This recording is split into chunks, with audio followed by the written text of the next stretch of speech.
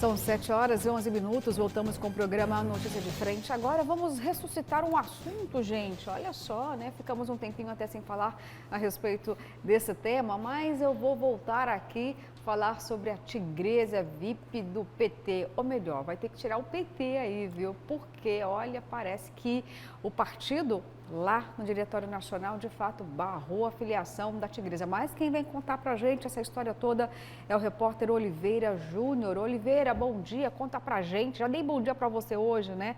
A atriz pornô. E aí, não vai de fato fazer parte do PT? Pois é, Luciano, o Diretório Nacional do Partido dos Trabalhadores, o PT, decidiu manter a decisão que barrou a filiação da garota de programa Esther Caroline Pessalto, conhecida como Tigresa VIP. Antes de ter filiação indeferida pelo Diretório Estadual por vício no processo, ela chegou a anunciar sua pré-candidatura à Assembleia Legislativa. A decisão foi encaminhada ao presidente regional da sigla, deputado Valdir Barranco, por meio de um ofício. Abre aspas, decidiu negar provimento ao recurso, referendando a decisão da Comissão Executiva Estadual, que decidiu suspender a filiação de Esther Caroline Henrique Bonometo Pessalto. Diz trecho do documento, assinado pela secretária nacional de organização da sigla, Sônia Braga. Em meados de abril, uma comissão do Partido dos Trabalhadores aqui em Mato Grosso havia decidido, por maioria, anular a filiação da garota de programa, após o anúncio de sua pré-candidatura ser alvo de críticas e deboche. Ela então ingressou com recurso junto à Executiva Nacional para tentar viabilizar a sua pré-candidatura. À época, chegou a anunciar que não ingressaria com recurso na Justiça Eleitoral.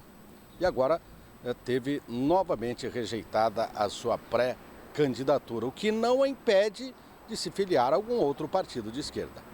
Isso aí, Luciana. Bom dia. Bom dia, Oliveira. Olha só, gente. Enfim, então, um desfecho, mas aí, será que vai ter uma briga jurídica aí, Daniel? Está a caminho, porque a Esther não se conteve com isso, ela não aceitou, né, essa decisão do Diretório Nacional do PT, que também me surpreende, né, porque eu acho que o PT Nacional decidiu comprar aí a narrativa do moralismo, né, eu não entendi por que barrar essa intenção, pelo menos a intenção dela se candidatar, já que as convenções começam dia 20 de julho, que vão de forma definitiva decidir isso aí, né? Se ela vai ser ou não candidata. Pelo menos a intenção dela colocar o nome à disposição, não, acho que não teria problema nenhum, já que outras pessoas, a gente já falou disso aqui várias vezes, né? Com um passado muito mais complicado, né? Com pessoas com problemas judiciais, ela não tem, por exemplo, ela tem a ficha limpa, né, ao que tudo indica, então poderia ter legitimidade para tentar colocar o nome à disposição do partido. O partido, em nível nacional, decidiu aí manter essa decisão aqui, que eu também não entendi muito, para poder... Ninguém entendeu, pois né? Como é que pode um partido que tem um candidato à República, presidente da República, que é ex-presidiário, acusado de um monte de crimes de corrupção, aparelhamento da Petrobras, tudo isso que nós já conhecemos, entendeu?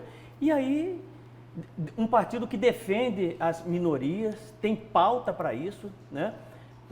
Grita o tempo todo nesse sentido, e aí agora precisa criar uma polêmica dessa porque a moça quer ser candidata a deputada estadual. Difícil realmente entender. Uma hipocrisia muito grande, uma dissonância muito grande, algo que não tem sentido algum. Você está entendendo? Quer dizer, para mim é uma decepção, porque eu achava que realmente o PT Nacional ia falar, não, que isso? Nós estamos aqui fazendo manifestações, a vida toda defendemos as minorias, né? Por que não deixá-la ser candidata a deputada estadual lá no Mato Grosso? Simples assim, mas não. Para minha indignação, né, sem dúvida alguma, e estranhamento, realmente o PT Nacional se posicionou contrária à candidatura dela, né? Lamentável.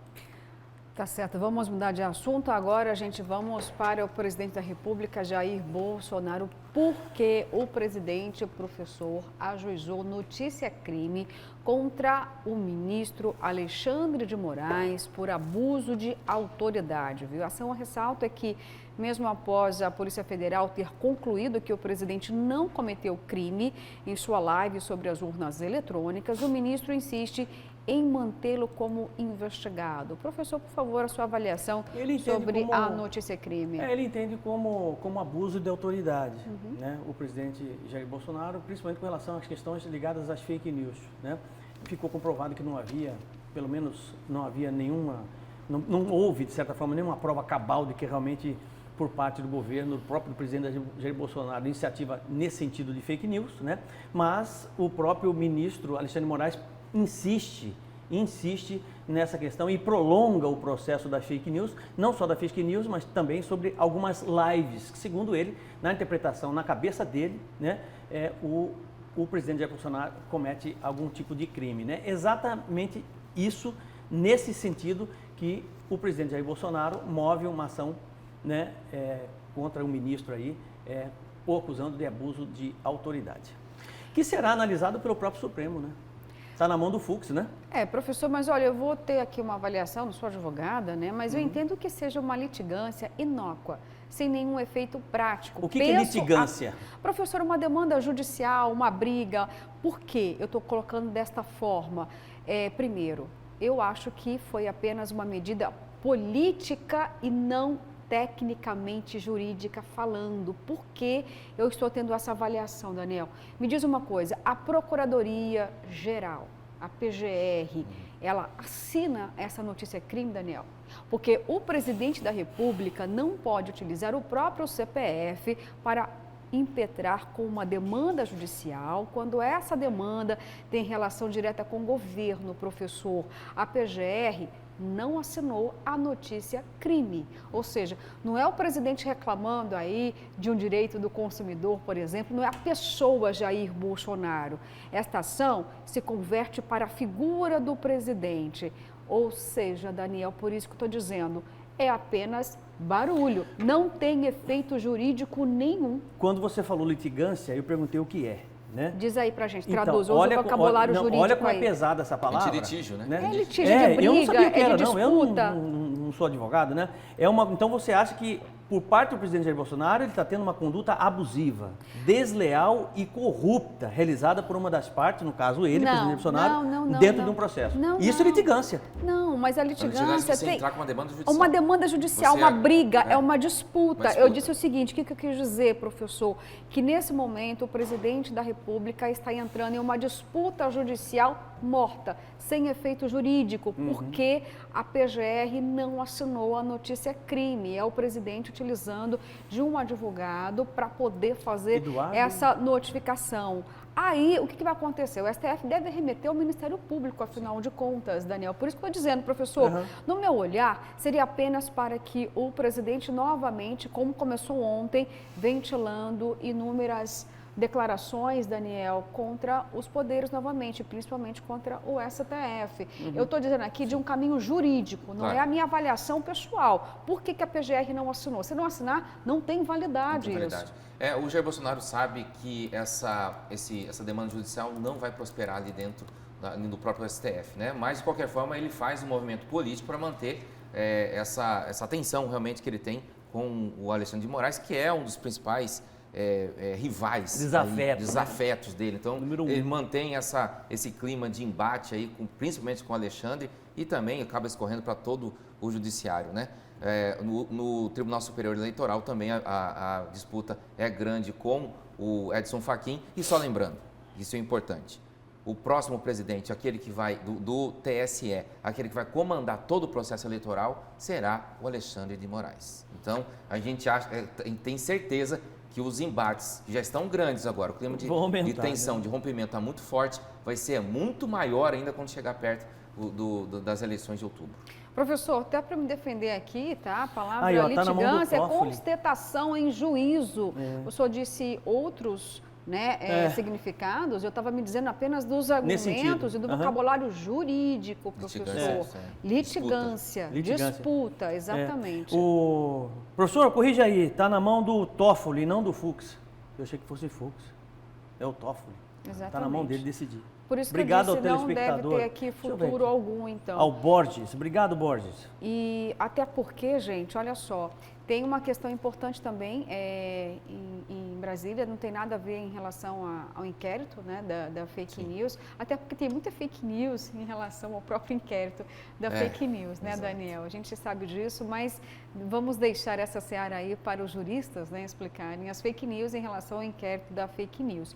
Agora, teve um desdobramento também importante que o presidente Bolsonaro está tentando aí novamente arrebanhar os caminhoneiros por conta dessas altas consecutivas do petróleo.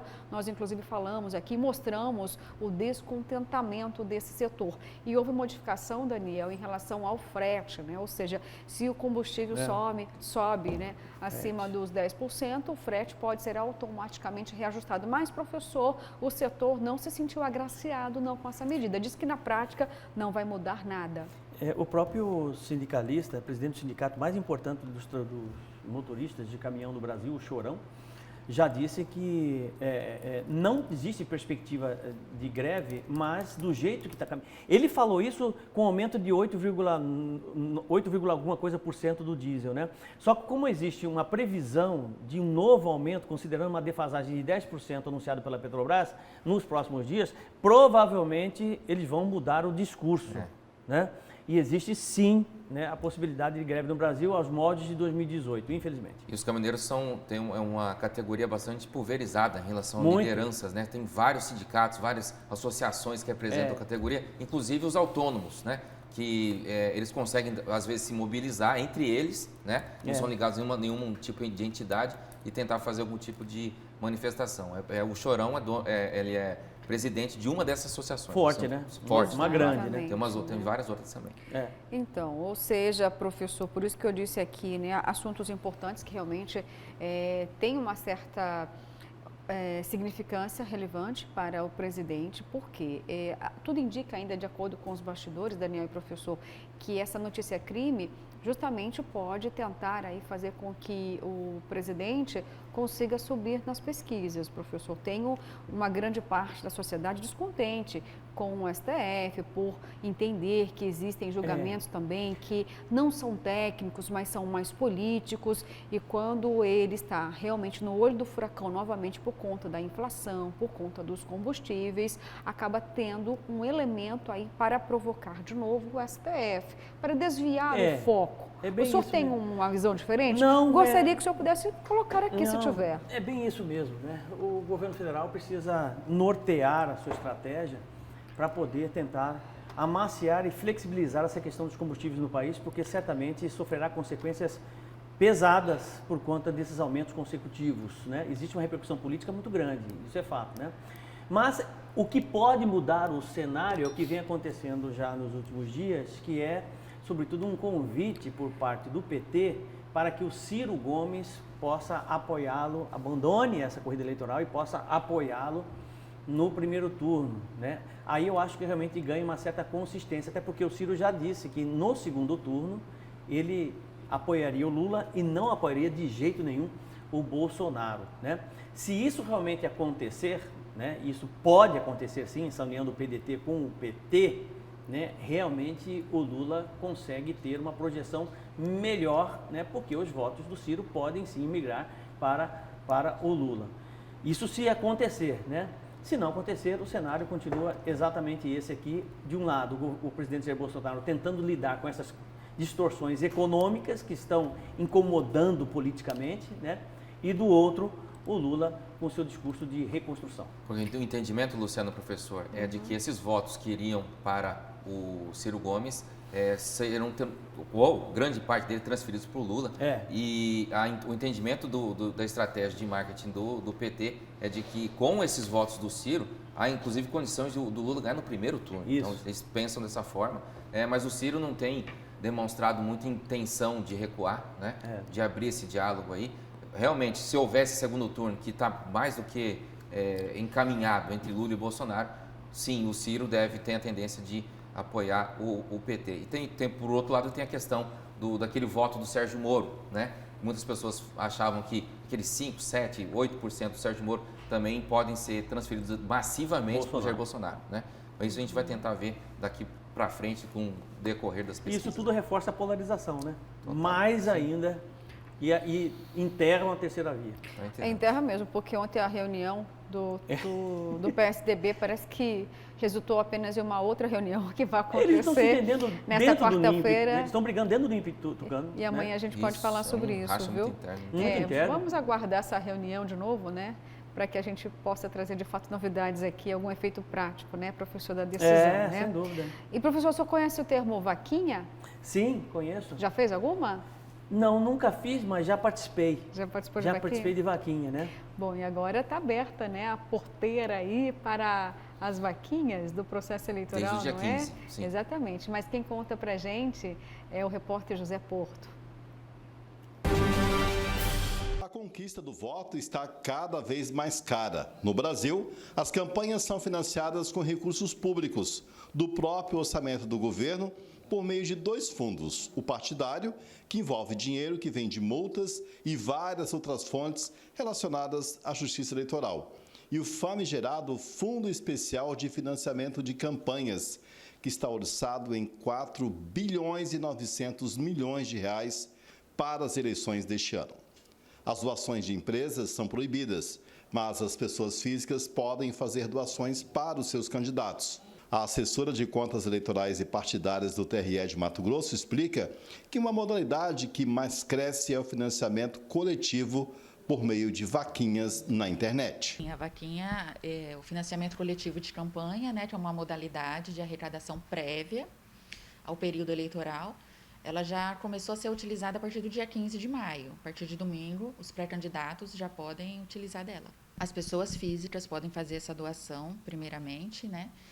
Tem as fontes vedadas, tem algumas modalidades que não podem efetuar esse tipo de doação. Pessoa jurídica, os permissionários. Os pré-candidatos não podem pedir voto ainda, somente recursos para a campanha.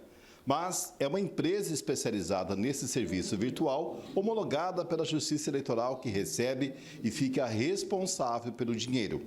As prestações de contas, como o montante arrecadado e a lista de doadores, precisa ser pública e repassadas para o TRE. Toda doação que ela receber, ela tem que estar disponível no site, uma tabela colocando o nome do doador, o CPF, a data, o valor, qual foi o tipo de transação bancária que ele fez, tem que estar divulgado, tem que dar amplo conhecimento para a sociedade. E essa empresa, ela tem que passar esses valores, essa tabela, para a Justiça Eleitoral. Tem o layout do TSE, que a empresa tem que observar tudo certinho. Mas a gente controla, a gente fiscaliza através da empresa. Mas para colocar as mãos neste recurso, o candidato precisa ter a candidatura registrada e homologada, um CNPJ e uma conta bancária da própria campanha. Desde a arrecadação, o repasse e o uso desse recurso, todos os procedimentos são monitorados e fiscalizados pela própria Justiça Eleitoral. Tem que ter o registro de candidatura, ele tem que ter inscrição do CNPJ e tem que ter a conta bancária aberta, específica para receber esse recurso. O doador precisa cumprir algumas regras de limites de valor e formas de transferência de dinheiro para o financiamento coletivo de campanhas. Pessoa física pode doar até 10% da sua renda bruta do ano do exercício anterior, do ano anterior. E o valor a ser doado, qualquer valor ele pode fazer doação, observado esse limite. Mas acima de R$ 1.064,10, tem procedimentos específicos para fazer essa doação. Acima desse valor, a doação diária, se ele for fazer R$ 2.000 num dia, só pode ser feito por transferência bancária identificada. Agora, abaixo desse valor, ele pode fazer por depósito, pode ser utilizado agora a modalidade Pix, de outras formas ele pode, mas acima desse valor, transferência identificada ou cheque cruzado e nominal. Tem que ser essas duas formas só. Bom, gente, então a vaquinha aí está aberta, então, essa porteira, né, Daniel? Isso, tem algumas regras para cumprir, né? O partido político precisa contratar uma empresa especializada, tem que ter um CNPJ para ter esse controle, essa fiscalização. Mas então, essa doação virtual, nada mais do que isso, doação virtual para as campanhas eleitorais já estão liberadas aí para o Brasil. É uma doação completamente insignificante, falar bem a verdade para você, insignificante. Se você for ver exatamente quanto um deputado estadual, um senador arrecada por vaquinha, Se ele fizesse campanha só com a vaquinha que ele arrecada, É o ele tava... troco, né? É o troco. Não é nada praticamente. Já tem o fundo eleitoral. Tem o que é fundo 4 eleitoral bilionário, e é exatamente dali que sai o montante que o deputado federal e estadual, que já é deputado, quem já é deputado recebe mais, entendeu? Quem não é, recebe menos. E vai ser dentro da biscadinha bancada para aquele... também, esse partido União Brasil, entendeu? Essa PSDB, estou de olho no PSD, fundo, entendeu? Gente, olha, tem uma informação aqui Vaquinha. triste, tá? Precisamos Vaquinha. falar a respeito disso. Entre os 12 mortos do trágico acidente na BR-163, tem um servidor da Politec de 37 anos, é o Cleiton Aparecido da Silva, de 37 anos. É uma das 12 vítimas que vieram a óbito no acidente envolvendo um ônibus de viagem em uma carreta. Cleiton era papiloscopista e a Politec emitiu nota de pesar pela morte. O servidor era lotado na gerência de identificação de Sinop. Ele morava em Nova Mutum, estava indo a Sinop, onde cumpriria a escala de plantão. Ele foi socorrido com vida, porém não resistiu, vindo a falecer no Hospital Regional de Sorriso. Infelizmente, gente, com essa notícia triste, trágica, nós compartilhamos aqui a dor de todos os mato-grossenses e vamos aqui continuar conclamando, de fato, obras estruturais na BR-163. Que vocês tenham uma quarta-feira abençoada. Voltamos Amém. amanhã.